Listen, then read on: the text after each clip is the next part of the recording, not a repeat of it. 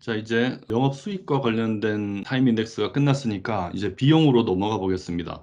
우리가 수익을 할 때도 보면 임대차가 새롭게 추가되거나 뭐 조정되거나 렌트 프리를 주거나 하는 그런 특이한 사항에 대해서만 타임 인덱스를 주고 있습니다. 그러니까 매월 들어오는 임대료, 이거 언제 들어오는가 하는 것은 사실 할 필요가 없죠. 어차피 매월 들어오기 때문에 특별히 표시할 필요가 없습니다. 언제부터 언제까지 들어오느냐 하는 거는 이 보유기간과 같은 그 시간 변수 가지고 충분히 제어가 됩니다. 비용도 마찬가지예요. 비용 중에서 매월 일정하게 나가는 비용은 타임 인덱스에 별도로 표시할 필요가 없습니다. 뭐 세금이라든지 보험료와 같이 그 주기가 월이 아닌 경우에 그때 이런 그 인덱스가 필요한 겁니다. 그럼 먼저 보유세하고 관리 비용 중에서 해야 되는 걸 먼저 볼게요. 먼저 보유세와 관련해서는 이제 재산세, 그 중에서 토지분, 이 월이 다 다르잖아요. 그다음에 종합부동산세, 그다음에 재산세, 건물분, 뭐 이런 것들이 있습니다. 그리고 이 세금도 해를 거듭할수록 조금씩 높아지겠죠. 그래서 이 밑에 방금 입력한 것들은 세금이 납부되는 시점에 관한 것이고, 아까 그 임대료 조정하는 것과 마찬가지로 보유세가 점점 금액이 커지는 것은 보유세 조정이라는 변수를 따로 하나 둬서 처리하도록 하겠습니다. 그 다음에 관리비용 같은 경우는 보험료 말고는 대부분 매월 나가기 때문에 항목이 많지 않습니다. 그래서 관리 비용도 이제 조정해주는 항목 정도 하나 넣어주고요. 그러면은 이제 보유세와 관리 비용에 대한 과정이 끝났습니다. 그러면은 여기서 각각 언제 납부하느냐 하는 월을 갖고 와서 표시하도록 하겠습니다. 토지분 재산세는 9월, 종부세는 12월, 그다음에 건물분 재산세는 7월입니다. 이때 납부되도록 표시하는 거죠. 그러면은 실제 셀에는 해당 월이 여기 적힌 납부월하고 일치하면 1, 뭐 아니면 0 이런 식으로 입력을 하면 됩니다. 는 해서 if 지금이 이제 몇 월인지를 봐서 그 월이 9월이면 1 아니면 0 이렇게 입력을 하는 거죠. 이것도 이제 우리가 끌어줄 거기 때문에 F5는 밑으로 끌어도 내려오지 않게, D32는 오른쪽으로 끌어도 따라오지 않게 그렇게 입력을 해주는 겁니다. 그리고 아래로 끌면 되겠죠. 그 다음 보험료 같은 경우는 이제 12개월에 한 번씩이잖아요. 근데 임대차가 이루어진 그 월에 한 번 납부하고 그 다음에 12개월 뒤에 또 납부하고 뭐 그런 식으로 할 겁니다. 그때는 이 절대적인 몇 월이냐가 아니고 우리가 보유가 언제부터 시작되냐 하는 이 누적 월수가 중요하겠죠. 그 누적 월수를 1월, 그 다음에 13월 뭐 이때마다 납부할 텐데 그때는 12로 나누어서 그 나머지가 얼마냐를 갖고 판단하도록 하겠습니다. 그게 이제 MOD라는 함수인데 얘는 이 누적 월수를 2로 나누었을 때 나머지가 얼마인지를 보여주는 그런 함수입니다. 저게 1이면 납부하고 아니면 0으로 돌아 이렇게 명령을 하도록 하겠습니다. 그래서 뭐 시작하는 그 시점이 일단 1이 되겠죠. 그 다음에 보유세나 관리 비용의 이제 조정 시점은 여기서는 뭐 둘을 좀 다르게 한번 해볼게요. 이 모든 것이 이제 가정하기 나름인데 어쨌든 1년에 한 번 정도 조정되게 할 텐데 이제 보유세는 1월부터 12월까지의 세금이 각각 9월, 12월, 7월에 납부된다고 보고 매년 이제 1월에 조정되는 걸로 가정을 한번 해보겠습니다.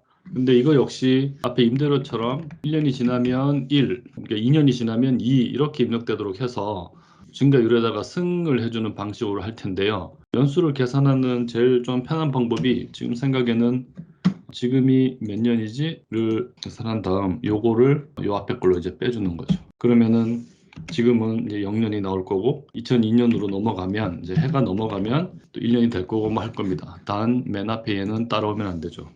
이렇게 하면은 간단하게 우리가 아까 말로 했던 효과를 낼 수 있을 것 같고요. 그 다음에 관리 비용 조정은 이렇게 매년 1월에 조정되는 게 아니고 우리가 취득한 날로부터 1년이 경과할 때마다 한 번씩 증가하는 식으로 해보겠습니다. 그때는 이것도 간단하죠. 그냥 누적 연수 계산해 왔으니까 그거 빼기 1 하면 됩니다.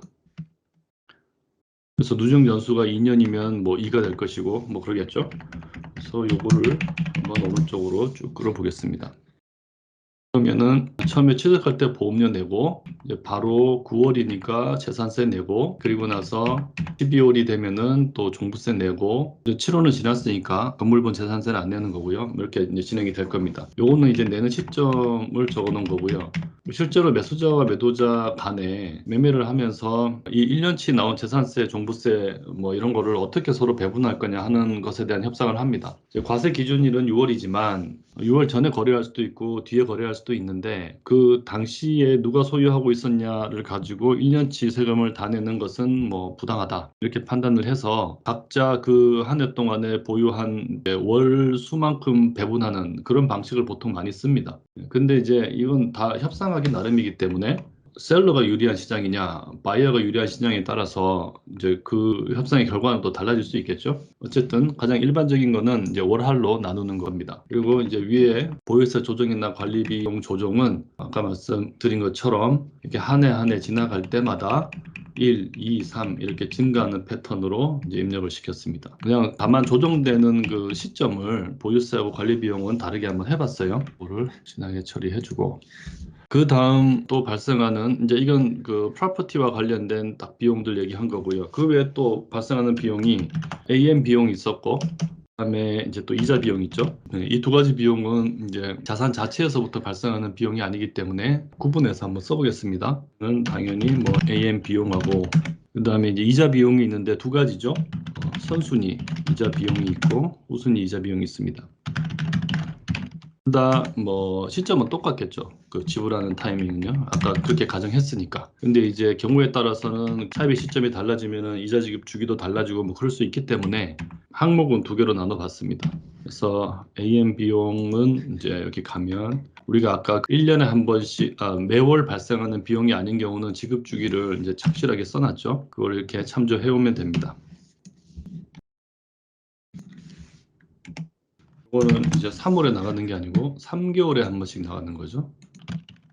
그러고 나서 처음 보유한 이후 3개월마다 한 번씩 지불이 되게 하면 됩니다. 뭐 간단하죠. 3으로 나누어서 나머지가 0이면 1이고 아니면 이제 0인 겁니다. 근데 그 3개월은 바뀔 수 있으니까 내가 3월에 3이라고 치면 안 되고 지금 이제 누적 월수를 3으로 나누어서 그게 0이면 1이고 아니면 0이게 그렇게 입력을 해줍니다.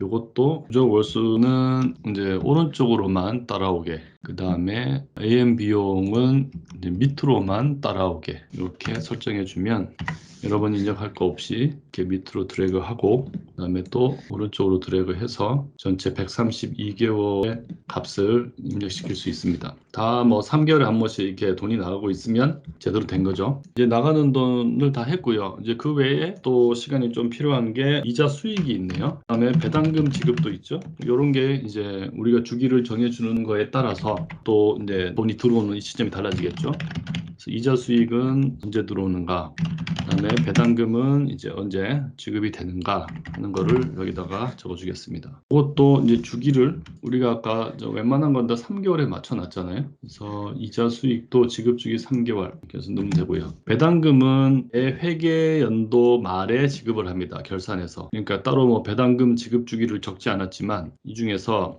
투자기구에 있는 요거 있죠? 회계 기간. 저게 6개월마다 한 번씩 배당금 지급하겠다 그 말입니다. 그래서 여기도 개월이라는 값을 표시 형식을 개월로 넣어주고요. 똑같은 방식으로 이제 하면 됩니다. 요거를 좀 편하게 하려면은 이렇게 쭈르륵 끈 다음에 필요 없는 건 지우면 되겠죠.